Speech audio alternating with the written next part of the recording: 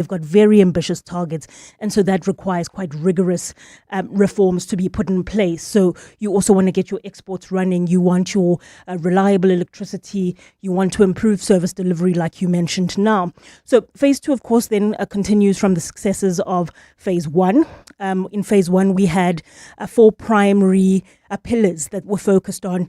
That was electricity, it was water, it was logistics as well.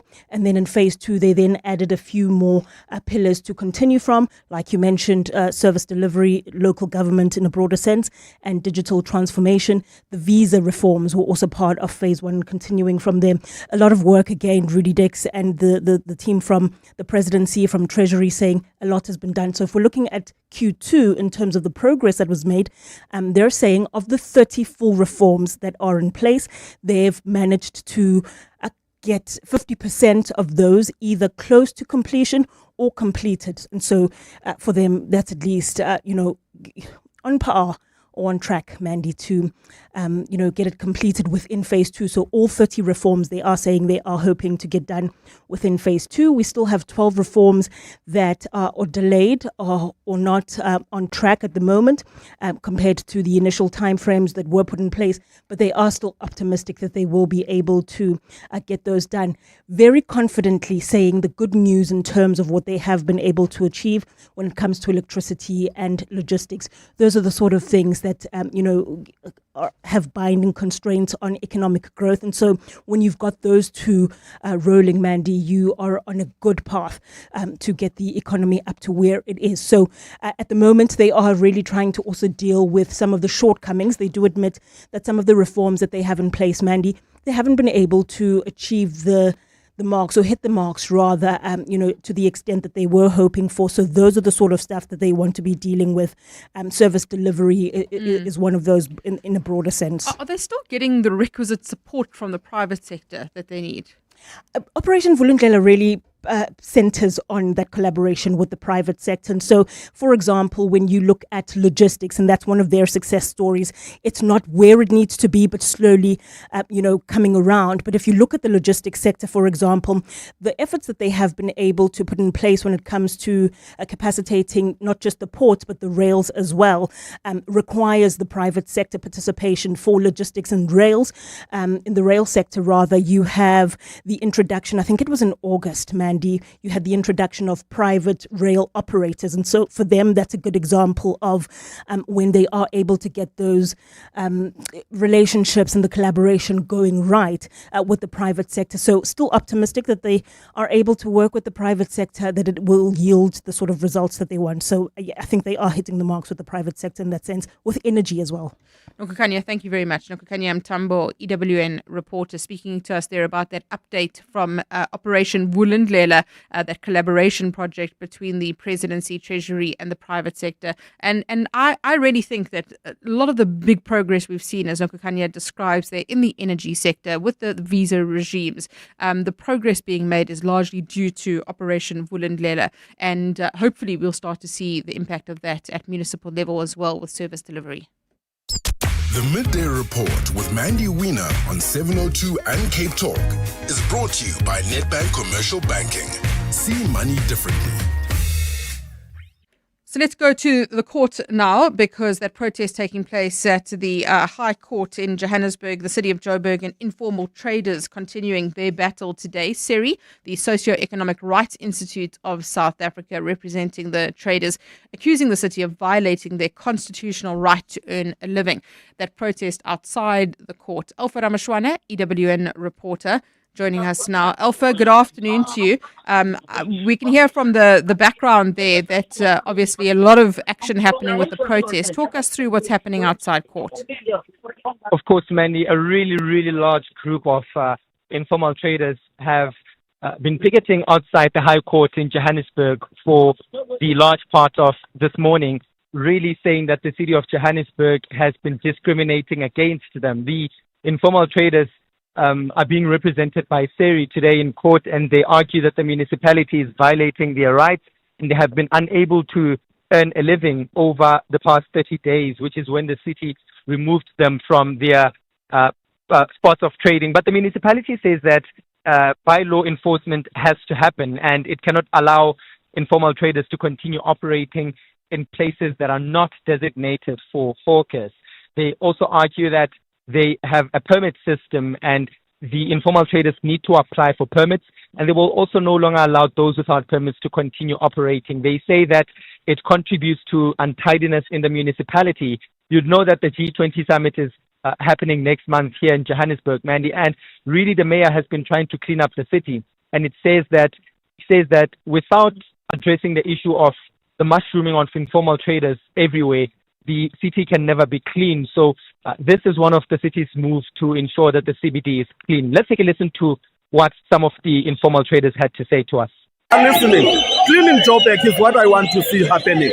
But it's stopping me from trading without a notice, without anything. And then you claim that I'm illegal, but I am the one who's paying rentals to the City of Joburg. Then the mayor must think again. Is everyone here with a permit? I will not know if everyone, but if you come to the traders that I represent, we've got permits that they don't want to renew. A really difficult situation, this, because there's an argument for, yes, we need to clean up the city of the Joburg CBDs in a state of chaos and lawlessness, but then also what happens to the livelihoods of informal traders, and I imagine that's essentially what the argument is. So the municipality has been saying that it is in the process of developing or establishing other designated areas for trading in Johannesburg CBD. It just doesn't want the informal traders to be operating at every single street corner, on the sidewalk of each and every single pavement in the CBD, and says that there are other designated areas which the municipality has approved, and informal traders have to apply in order to be given space in those designated areas. And they recognize that there are many others right now who don't have those spots to continue their businesses, and it says that it's in the process of making space for the other informal traders. But the mayor, Tatamurero, also says that the informal traders have to recognize and realize that not all of them can trade. He says that there has to be a limit on the amount and the number of informal traders who are allowed to operate in the city of Johannesburg. So with that alone, it tells you that there are many that are not going to be happy, Mandy, because the city wants to put a limit on how many informal traders can operate in the city. But of course, here at this protest, Mandy, it's not just the informal traders that are operating, but it's also organizations that are backing the municipality that are saying that informal traders can't just do as they please. Operation Dudula, for one, is also here operating in support of the city of Johannesburg. Let's take a listen to what they had to say. No, we're actually here to support the city. We are here to give the city the backing they need to actually say they should enforce the laws which are in our constitution, which doesn't allow illegal immigrants to come and sell on our pavements. You can't be leaving Zimbabwe to come sell cabbages in the pavements of South Africa. You can't be leaving Zimbabwe to come beg for money on the roads. We're actually advocating that the money that is allocated to the city actually goes into cleaning up the city and actually allocating the people who actually applied the permits to sell in the city. Thank you very much to Alpha Rameshwana, who's outside the High Court there. An important story as the informal traders represented by Siri battle it out in court with the City of Joburg. Where do you fall on this? Do you believe that the city's got an argument here, that they need to clean up the city, they need to formalize what is happening with the traders? It's because of G20, obviously, it's expedited it. But should we have a broader plan going forward? Or are you in favor of the informal traders who are trying to earn a livelihood? And of course, Operation Dudula stepping in, because many of these informal traders are foreigners. So send me a WhatsApp voice note, 072 7021 702, 072 567 1567. On the WhatsApp line, Mandy, so now that the dry run for the G20 has happened, we saw and will see all of the Metro Police, yet when the taxis are misbehaving, especially driving the wrong way up or down the road, they are nowhere to be seen. It is time that the Blue Light Thug Brigade is totally done away with for all of government. Thank you very much for that WhatsApp message.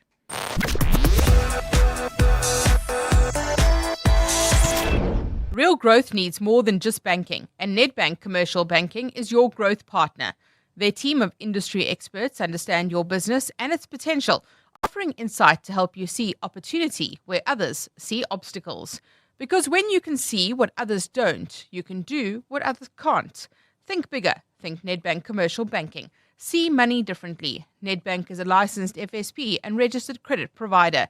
T's and C's apply. Planning a celebration dinner? How about cooking up a pot of fresh pesto and pasta using ready-to-eat basil pesto from Pesto Princess? Find it at Spar, Checkers, Pick n Pay, and specialty food stores, or visit pesto.co.za. Pesto Princess is celebrating 25 years in business this year thanks to your support. I'm Kathleen, the founder, and I'm thrilled that you continue to choose our fresh, preservative-free products. You could do something first and still be doing it wrong. What hurts is sprinting but never making it to the finish line. Quit going in the wrong direction, because with Sunny Sixt, you can rent here and globally. Other car rental companies only have a vision to try harder. We actually deliver. While they leave you feeling blue, our budget and vibe match yours. For a tailored service offering premium at every stage, book premium car rental excellence with Sani Sixt. The Outsurance pointsmen know that every car on the road carries a story. Like the lady on her way to work, listening to a love song on the radio. She's recreating the music video in her mind with herself as the leading lady.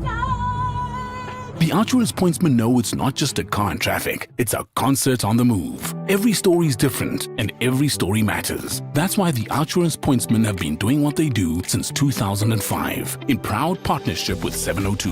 Outsurance is a licensed insurer and FSP.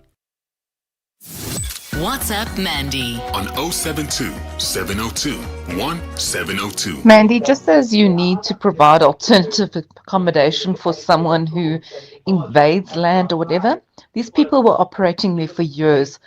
It's not like the South African government didn't know the G20 was coming to this country for the last 2 years.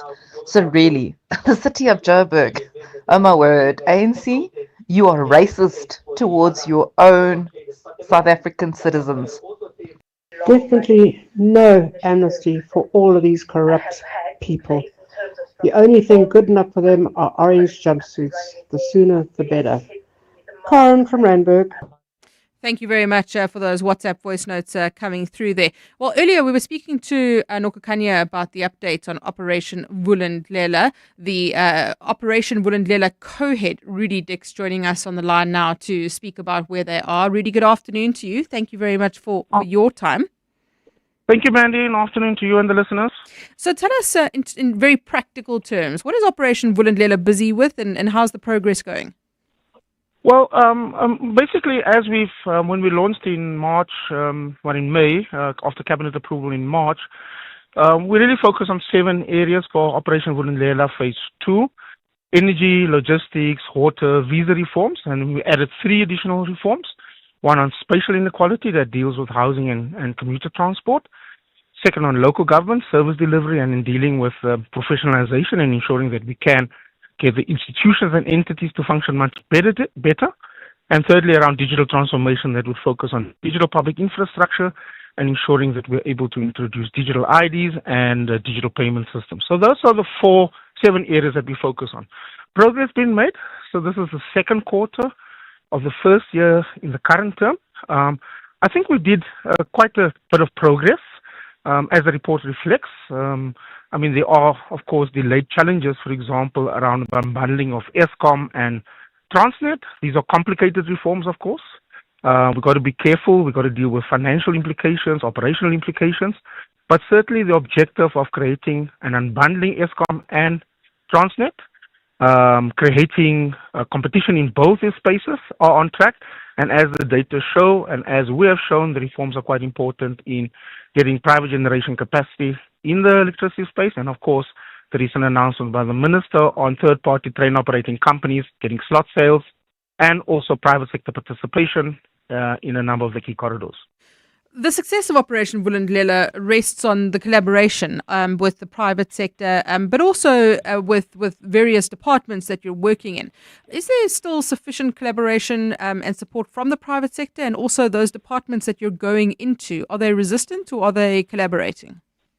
No, they're quite. I think this is the thing, we built that momentum, and remember, people are always sort of suspect of new programs. They'll say, but why? What is this now?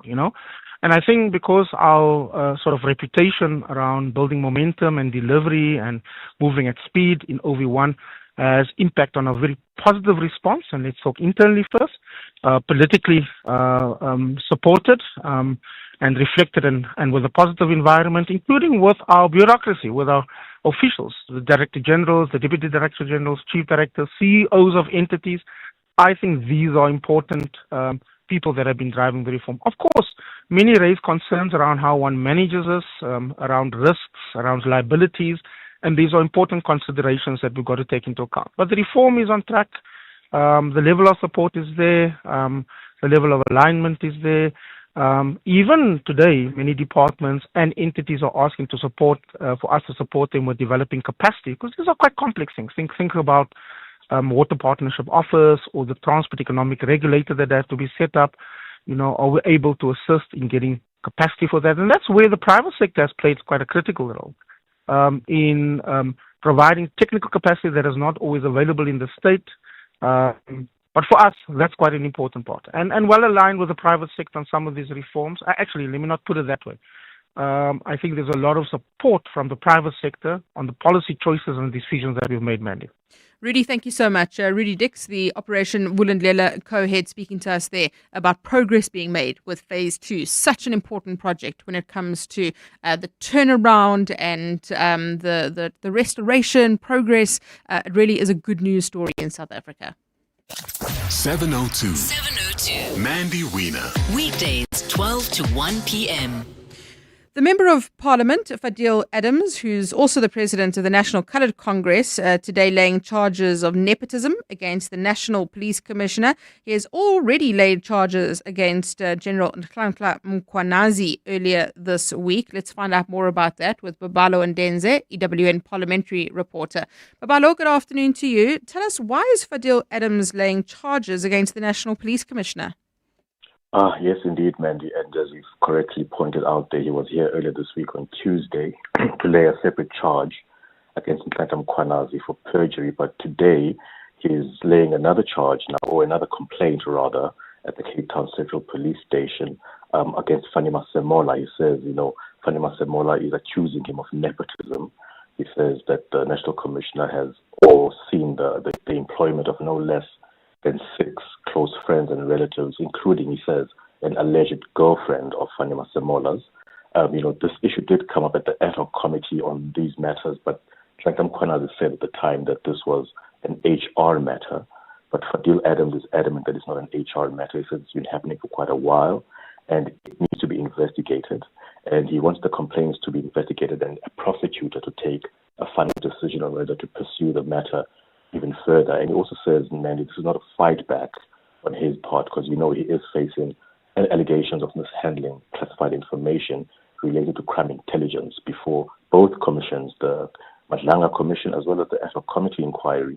And he says that he's doing this because he has to, because it looks like things are not going to be investigated thoroughly unless he does what he's done and approaches the police basically to investigate these matters further, despite these two processes happening in Pretoria and Cape Town. But just take a listen. He says he's got evidence of this nepotism, but just take a listen to what he said earlier, Mandy. Our sources say that this information is very, very reliable. This is why we've opened a criminal case, and we've asked that this issue be transferred to the anti-corruption unit in Pretoria, and they will finish the investigation, and a prosecutor will decide if we're taking this thing to court. And that's how it's supposed to work. We are not coming here accusing anyone of anything without any evidence. We are actually putting names, dates, time frames. Any response, Babalo, from the SAPS or even General Mkhwanazi on the earlier charges this week? Are they taking this seriously? Well, I did see General Mkhwanazi responding to this issue back in Durban when he was put to him by the media at some separate event, but he did address this matter. And he says, Fadil can basically go ahead and approach the police on these complaints, but he's not bothered by them. He says that he's given his version of events at the inquiry and as well as at the commission. And he says he's coming back to the ad hoc committee to further clarify issues around his withdrawal of submissions against Begidele, receiving payments from Kat Matlala, etc. And he says he's going to deal with that on that forum, and he's not really going to pay attention to all these other side shows like Fadil Adams' corruption or perjury charges against him. So it looks like Kwanazi is aware of this. But General Fani Masemola, we haven't really received a response from him on these, but he did touch on these HR matters, Mandy, at the ad hoc committee, and, he's basically denied, nepotism. But as far as the latest criminal complaint by Fadil Adams, we're still going to try to get some kind of a response from Fani Masemola. Babalo, thank you. Babalo Ndenze, EWN parliamentary reporter, on the charge of nepotism being laid against the National Police Commissioner. 12:30, time for Eyewitness News headlines. Thanks, Mandy. Good afternoon. Dozens of frustrated informal traders are picketing outside the Joburg High Court this afternoon. The Socio-Economic Rights Institute of South Africa and the City of Joburg are facing off in that court over the Metro's decision to remove traders operating illegally. The city says it will no longer allow informal traders to operate wherever they choose or without the proper permits. National Coloured Congress MP Fadil Adams has laid a criminal complaint against National Police Commissioner Fani Masemola, accusing him of nepotism. Adams accuses Masemola of employing several of his close family as well as friends to positions within the SAPS. The MP says he has the evidence to prove it. And a third inmate involved in violence which broke out at the Pollsmoor prison this week has died. Violence erupted at that facility on Wednesday morning. During the clashes with wardens, 2 prisoners were killed. The Police and Prison Civil Rights Union has also told EWN that 2 correctional service officials were injured in the attacks. Those are the headlines. This EWN and more at 1 or as it happens. EWN Sport. Good afternoon, I'm Tolagile Mganga. The Betway Premiership action gets underway this evening. Skukunya United have a chance to go top of the table with victory over Siwelele, while Kaizer Chiefs are away to Durban City. Tomorrow, current leaders Mamelodi Sundowns will host Orlando Pirates at Loftus Stadium. Miguel Cardoso has provided an update on the fitness of Tembazwane. You saw him today, the training session was open. You saw him training on the separated from the group, so he's not still integrating the work on the group. What it means is not still available on the coach's side, so he's not even yet on the moment of returning to training, basically, or to performance. He's returning to training, not returning to performance. Premier League selected fixtures include Arsenal at Burnley, while Liverpool play Aston Villa. Reds boss Arne Slot doesn't think they're under pressure, even though they've lost 6 of their last 7 games. If you're on a run of results like this, if you play for Liverpool, if you manage Liverpool, you know the pressure is there, and that gives me the feeling that Saturday, when our players will show how much it means to them, our fans will be incredibly supportive for us Saturday. But again, we face a team that has rested a week to play us. And India's Jemima Rodriguez has revealed that she overcame anxiety and tears to lead her country into the Women's World Cup final following a century against Australia. The batter scored 127 not out as India chased down a record 339 to secure a place in Sunday's final against South Africa. India have been to the one-day final twice but have never won it. Tolagile Mganga, Eyewitness News Sport. EWN Traffic. Well, at this stage, if you are in Lynmere heading towards Alberton, there's bumper-to-bumper traffic. Actually, expect about a 30-minute delay. This is on the N12 West eastbound, N12 eastbound between Komora and the R59 Reading interchange. There's also slow-moving traffic that's heading into the Joburg CBD on the R52 Main Reef Road. That's between Nasrec Road and the M2. Also, if you are leaving Edenvale heading towards Bedford View, bumper-to-bumper traffic. This is R24 westbound between Edenvale Road and the Kilulis interchange in the Calvin Alex area. Also, bumper-to-bumper traffic. This is on the N3 southbound between the Batlu interchange and London Road if you are in the Benoni area. Slow-moving traffic if you are leaving Brakpan on Rangeview Road between Dube and Tom Jones. If you come across any other traffic issues, please WhatsApp us on 072-702-1702. There's more EWN on air, online, and on the EWN app. Access to the internet is vital for any country to grow. That's why the recent 6.75 billion rand digital infrastructure deal that Standard Bank Corporate and Investment Banking facilitated between Telkom and an Actis-led consortium is so transformational for South Africa. It unlocks growth and provides internet access to underserved communities who will now have access to the internet for the very first time. Search CIB Stories of Impact to watch the full story. Standard Bank is an authorized FSP and registered credit provider. T's and C's apply. Before a masterpiece takes shape, there's a single line that starts it all, until every curve and every angle reflects the clarity of a single vision. And only then does inspiration take its final form. The all-new Audi A5, designed to inspire. Starting from $14,499 per month with a guaranteed future value. Visit audi.co.za or your nearest dealer for more. T's and C's apply. Tap into the power of good sleep. Visit Dial-A-Bed today and save up to 30% on our best-selling brands. Our Sealy Celebration Plush Comfort Queen Set is now $9,499, and our 40 Winks Active Zone Extra Firm Queen Set is now only $11,999. Save $6,000. Plus, get next-day delivery on our bestsellers. Dial-A-Bed. Sleep for life. Visit our massive revamped store in North Rand Road, Boksburg. Introducing South Africa's most affordable way to get hearing aids. At Specsavers Audiology, you can now get a pair of hearing aids from as little as 599 Rand per month. Hearing clearly shouldn't be a luxury. Enjoy life's moments from 599 Rand per month. Test your hearing today and join the conversation with Specsavers Audiology. T's and C's apply. WhatsApp Mandy on 072 702 1702. Good afternoon, Mandy. I am in very much support of this cleanup that has happened at Johannesburg CBD. I think our country needs a makeover, and I think, unfortunately, some people will be left without jobs.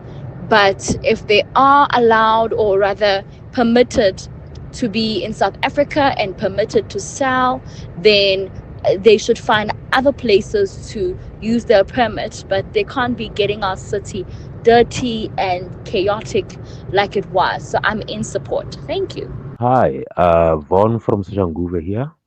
I'm in full support of the city.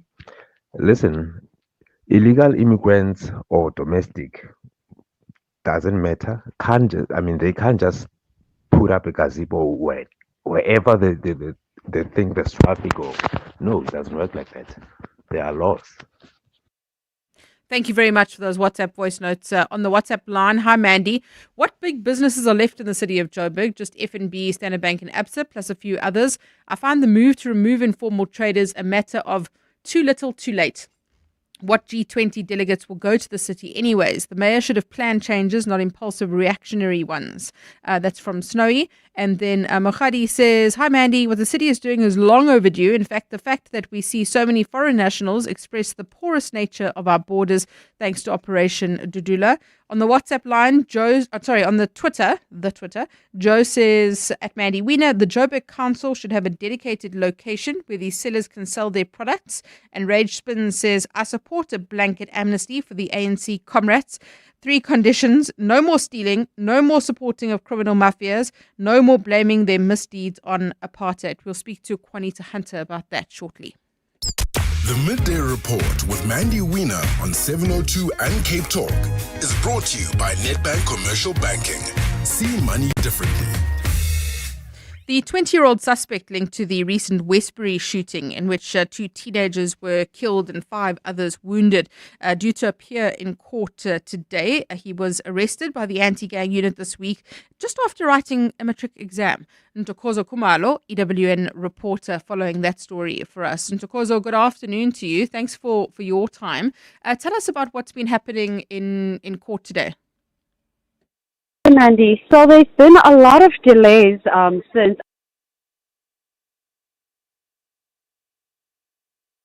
the 20-year-old suspect is expected to appear in the magistrate court for being linked to the double murder and the 5 attempted murders in the recent shooting that happened in Westbury last week. Tell us about what we know about this person. Yes, so there's really nothing much that has been given out to us as yet. We're going to find out in a short, in few minutes really, in who he is. But he was apprehended in a Diepkloof high school. He's a 20-year-old who was apprehended this week by the anti-gang units. And all we know is that he was, the suspect, was taken from the Diepkloof high school. That's about all the information we have so far. And tell us about the community response there. Yeah, so when the incident happened, the community members did express anger, stating that blaming the police, saying that if they did respond to these issues, this crime maybe could not have happened. But as we're standing at court, there's no community member that came to the courts today. Also, we do understand that the two victims that were shot the last week are going to be laid to rest. One is being laid to rest today, and the other one is also going to be laid to rest tomorrow. And Ntokozo, thank you very much. And Ntokozo Khumalo, EWN reporter, speaking to us there about that court appearance today. A 20-year-old suspect linked to that Westbury shooting appearing in court today. 702, the Midday Report, Monday to Friday. 12 to 1 p.m. 12:41 on the Midday Report on 702 and Cape Talk. Let's pick up on a conversation that is being had on News 24 around amnesty for corruption, or strategic amnesty. The argument for and against it, and as set out by Juanita Hunter, the argument goes like this: South Africa is not winning the fight against corruption. The system is too rotten to prosecute everyone. So we could declare an amnesty period where people confess, pay a fine, and we all move on. Well, let's get the case against that from Juanita Hunter, journalist and author, who joins us now. Juanita, good afternoon to you. Thanks for your time. Firstly, just tell us about the evolution of this argument for a corruption amnesty. Where does this come from? Well, it's been floating around for the last 5 years, and we know that in the height of the State Capture Commission, it was something that Advocate Thuli Madonsela was talking about, and other legal experts and other, sort of intelligentsia have been promoting this idea of what if you have this amnesty period, and the argument is made that it was very successful in countries like Hong Kong, for example. And so there are merits to it, especially when you see the what's happening at the Madlanga Commission, and you can't help but make the conclusion that the system is too rotten to fix. Now, the problem, Mandy, with creating this sort of blanket amnesty is that we don't have successful cases of prosecution for corruption, right? There's no deterrent as things stand.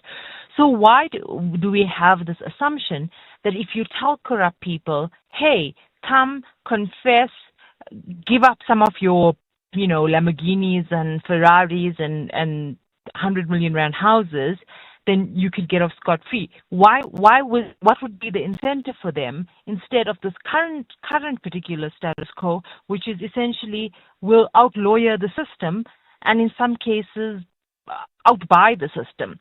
And so I think it is a defeat. I think it's defeatist in its nature. I think it's giving up on the fight against corruption. What we really need to be focusing our energy on is strengthening of the system, not giving a free pass to corrupt individuals, because that, for me, Mandy, says that we don't believe corruption is a victimless crime, and we know in Tembisa, for example, just that alone, or state capture, that corruption is a victim, has victims, and that if we sort of pardon the political elite and all of those who benefited from widespread looting, then why should the prisons be filled with people who stole, lawnmowers and loaves of bread? You describe it as a white flag of surrender, and it tells every future looter that the worst they can expect is a fine and a confession. Do you believe that we do currently have sufficient legislation, sufficient democratic institutions to deal with the scale of corruption that we're seeing? Absolutely not. And that was the whole purpose of the reform period that was proposed in 2016, 2017, 2018. And this, where we are now, that's been exposed at the Madlanga commissions and elsewhere, is the lack of urgent reform.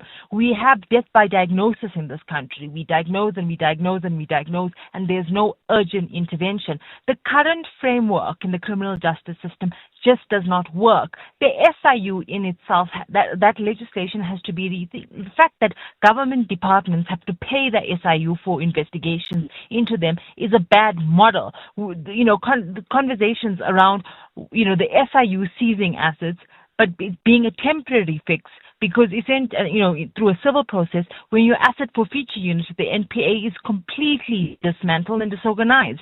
We have to talk about, not having, there was talk of another Chapter 9 institution. How effective are the current bodies? As things stand, the SIU is essentially a fact-finding mission, because it still goes back to prosecutors and the cases don't get prosecuted. And that's where your problem is. So an overhaul of the criminal justice system is about getting your top minds together, setting a tight time frame, getting your lawmakers in a room and saying, right, instead of, going through this process of heightened diagnosis, as we did with the state capture inquiry, that led to no real reforms, let's pilot reforms in a way that we don't have a repeat as that we had in 2018, where we thought, let's appoint Shamila Batohi and all our problems at the NPA will be fixed. And that temptation to focus on who heads institutions versus the ecosystem and the framework in which these systems operate, completely flawed. We have to sit and think of the PFMA as it stands and the MFMA as it stands and say, actually, it's an inhibitor to good governance because of the loopholes, etc. And that capacity and that thinking capacity exists. I think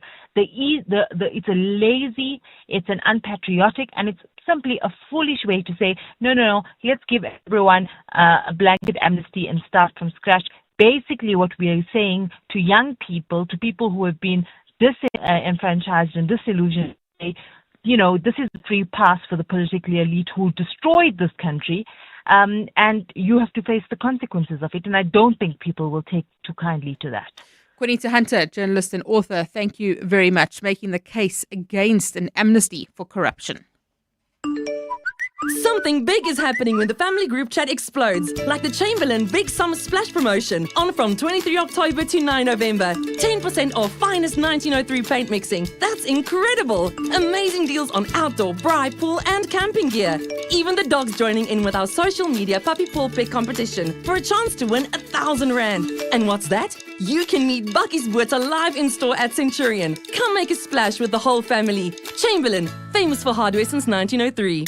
This week, 702 was in conversation with Auto and General about their events liability insurance. I think we cover all types of events, but also we cover the people who service these events, whether they're electricians that are putting up lighting, people putting up stages, it could be caterers, DJs. So we cover the events, but we also cover the small businesses or large businesses that service these events, especially at this time of the year in South Africa. I think the festive is already in the air and there are all sorts of events happening, and I think it's the perfect time to be discussing this cover. Visit autogen.co.za to get events liability insurance today. Auto and General is a licensed non-life insurer and FSP. T's and C's online. WhatsApp Mandy on 072-702-1702. Good day, Mandy. Mandy, I don't understand. I don't know who is finding that Seri. This organization, they come here in South Africa to mess up our country. These illegal foreigners have energy to fight in South Africa, but in their countries, these people are not fighting. So now we need to stand up as South Africans and support what Dada Murado is doing, because Johannesburg is very dirty with these people who are coming here illegally to do what they please. Hi Mandy, yes, regarding the strategic amnesty, to my mind, no one's going to stop being corrupt. They maybe just pause, but they will just go on. People have no no fear of the law, no fear of getting caught. So we have to get our act together on the prosecution side and the NPA. Thanks, Joe. Sports Wrap with Tolakele Mganga. Tolakele Mganga, big sporting weekend. You have to put your microphone I'm on. sorry.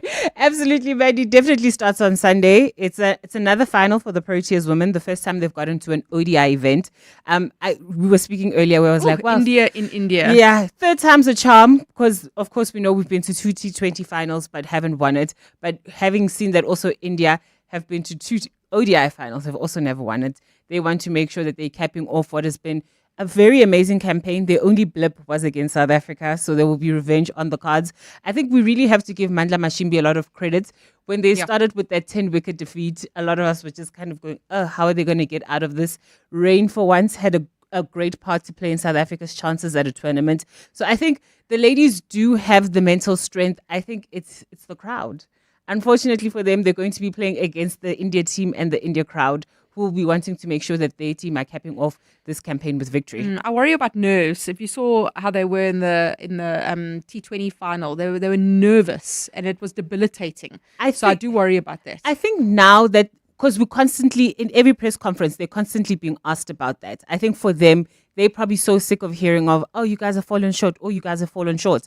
Now is the chance for them to kind of silence the people that think they don't have that little bit extra that can secure them a trophy. Play begins at 11:30. So people go to church, put the team on the altar, and then go watch the game afterwards. And then hopefully, like by 7 p.m., we're champions in yet another sport. Oh, we can pray.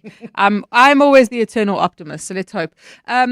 Football this weekend. Yes. Just for the cricket fans, there's also Proteas. I know normally we're like, the Proteas, man, they're also involved. They've got like a little T20 match that they're playing today. That one is against Pakistan. I think Quinton de Kock has been like the real highlight, his return. Of course, we know that we're using these games to build up to next year's T20 World Cup.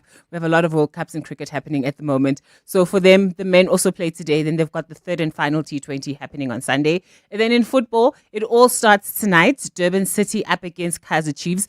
Gavin Hunt against his former club in that one. But definitely the big game of the weekend in terms of local South African football will be Mamelodi Sundowns up against Orlando Pirates. Sundowns are the log leaders. They're a place they're very much used to being top of the table. But this Orlando Pirates team, despite what happened in the CAF Champions League, they've been very impressive in the league this season, having gotten over those first 2 losses at the beginning of the campaign. It should be a good one considering the league first announced Loftus as the venue, then it moved to Moripe for one day, and then it was confirmed that it's definitely at Loftus.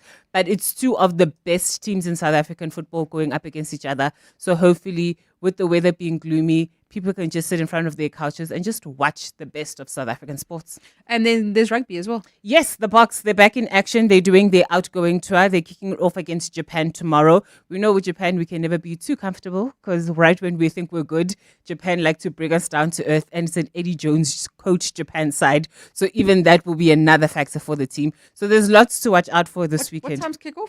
That one is also 5 p.m. There's a lot to do tomorrow, guys. Like, this is your open window to sort out your snacks. Then after that, just sit on the couch. I love it. Tolakele, thank you so much. A very busy sporting weekend and best of luck to the Proteas women. We're behind you all the way. The Outsurance pointsmen know that every car on the road carries a story. Like a businesswoman on the way to the airport after sleeping through her alarm. Bags in the back, boarding pass on the dashboard. She prays she'll make her flight. Hope I make it. The Outsurance pointsmen know it's not just a car in traffic. It's the potential closing of a big deal. Every story's different and every story matters. That's why the Outsurance pointsmen have been doing what they do since 2005. In proud partnership with 702. Outsurance is a licensed insurer and FSP. Who says everyday driving can't be très chic? Rent premium with Sani Sixt now. Own the stylish Citroen C3 later. Yes, that's 3 cars, 3 months, 3 chances to say ooh la la.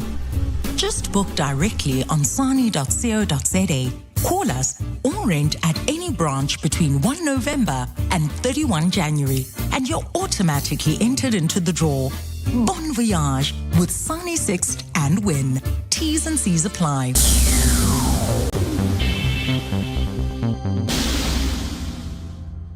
Good things Good things. with Brent Lindecky.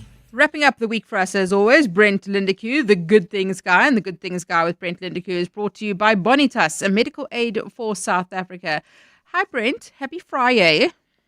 Happy Friday, Mans, and happy Friday to all of the Cape Talk and 702 listeners. I love Fridays. I get to hang out with you guys. Thanks. Love your energy, Brent. Tell us about the mom on a budget that thanked a stranger who paid for her daughter's toys. So I really love this story. Zianda, a mother from Cape Town, was shopping for educational toys, but she was on a very tight budget. She was at a charity shop, and she was busy selecting like all the things that she wanted to take home to her daughter and sort of looking at it. And when she got to the till, she found out that a stranger had left an amount for her to pay for anything that she wanted. Zianda was able to buy a whole bunch of toys. There was also a bit of clothing, and she was so delighted when she got home. She took a photo of that moment when she handed over all those toys to her daughter and posted it online. She still doesn't know who the person is, and neither do we. But the story is so beautiful, and it's resonated with so many South Africans because it's just kindness. Someone who had a little bit more than perhaps she had, Zianda had, managed to do something really beautiful for a stranger and leave an impression on all South Africans who have seen that story. Oh, beautiful, beautiful. Tell us about the siblings that need a miracle to fight a rare condition. So this is a really tough story. Two South African children, they're siblings, 18-month-old Sadie and 6-year-old Jessie Kraus. They've been diagnosed with a condition so rare it might be the first formally identified case in the country.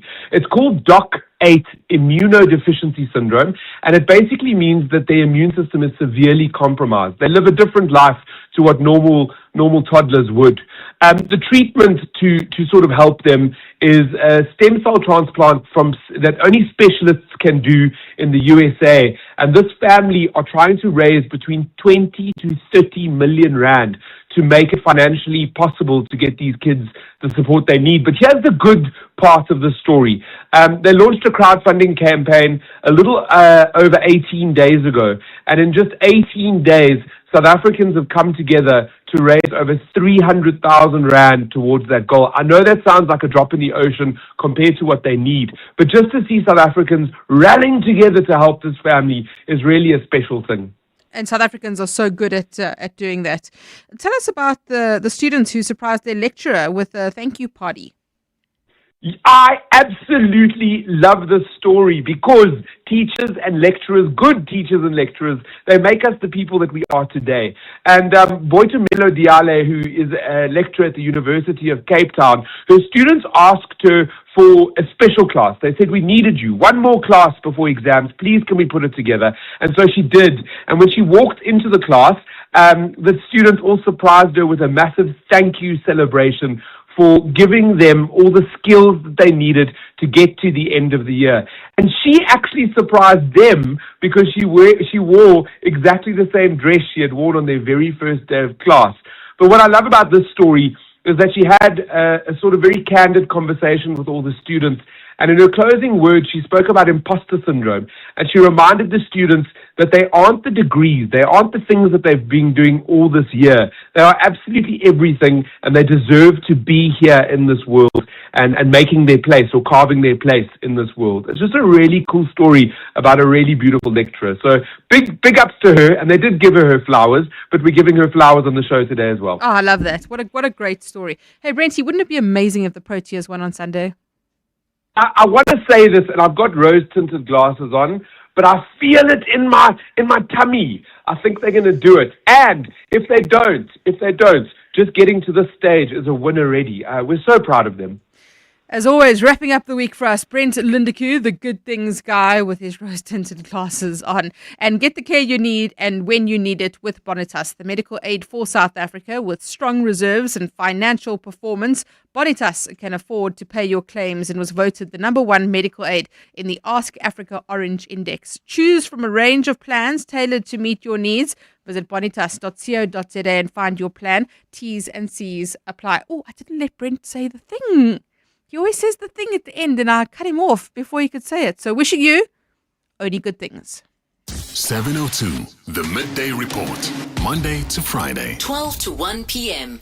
Thank you very much for listening today. And really, let's get behind the Proteas women. They deserve it. They could be the first Proteas team to actually win an ODI World Cup. And who would have thunk that it would be the women before the men? So don't forget, put on your Proteas shirt, get behind the girls, and 11:30 on Sunday morning. The Midday Report with Mandy Wiener on 702 and Cape Talk was brought to you by Nedbank Commercial Banking.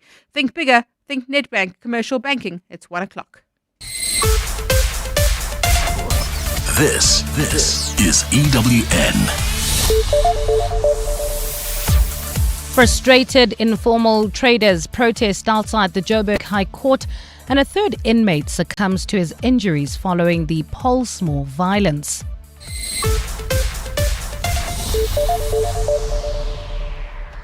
Good afternoon, I'm Bali Dlamini.